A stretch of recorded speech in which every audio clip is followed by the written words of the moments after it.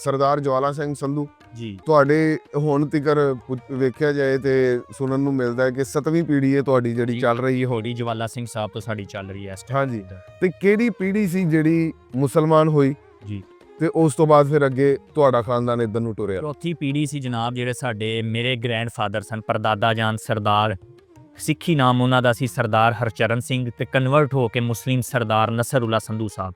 ਉਹ ਚੌਥੀ ਪੀੜ੍ਹੀ ਸਨ। ਅੱਗੋਂ ਅਸੀਂ ਮੁਸਲਮਾਨ ਹੁਣ ਤੀਸਰੀ ਪੀੜ੍ਹੀ ਹਾਂ। ਜਵਾਲਾ ਸਿੰਘ ਸਾਹਿਬ ਤੋਂ ਸਾਡੀ ਪੀੜ੍ਹੀ 7ਵੀਂ ਚੱਲ ਰਹੀ ਹੈ। ਹੁਣ ਮੁਸਲਮਾਨ ਹੋਣ ਤੋਂ ਬਾਅਦ ਸਾਡੀ ਤੀਸਰੀ ਪੀੜ੍ਹੀ ਚੱਲ ਰਹੀ ਹੈ।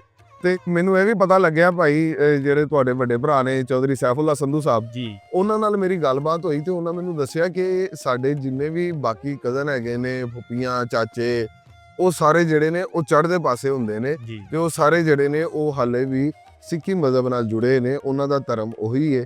ਲੇਕਿਨ ਇਧਰੋਂ ਜਿਹੜਾ ਸਰਦਾਰ ਹਰਚਰਨ ਸਿੰਘ ਸਾਹਿਬ ਮੇਰੇ ਦਾਦਾ, ਉਹ ਕਨਵਰਟ ਹੋ ਕੇ ਇਸਲਾਮ, ਸਰਦਾਰ ਨਸਰੁੱਲਾ ਸੰਧੂ, ਉਹਨਾਂ ਕੱਲਿਆਂ ਦੇ ਨਸਰੁੱਲਾ ਸੰਧੂ ਮੁਸਲਮਾਨ ਹੋ ਕੇ ਉਹਨਾਂ ਨੇ ਸਰਦਾਰ ਨਸਰੁੱਲਾ ਸੰਧੂ ਸਾਹਿਬ ਜਿਹੜੇ ਆ ਉਹਨਾਂ ਜਦੋਂ ਇਸਲਾਮ ਕਬੂਲ ਕੀਤਾ ਤੇ ਉਸ ਤੋਂ ਬਾਅਦ ਅੱਗੋਂ ਇਹ ਨਸਲ ਜਿਹੜੀ ਹੈ, ਇਹ ਪੀੜ੍ਹੀ ਇੱਥੇ ਰਹੀ।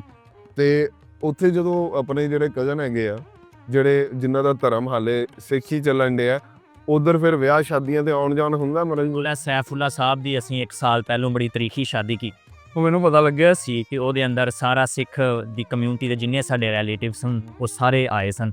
ਸਭ ਸਾਡਾ ਬਲੱਡ ਹੈ।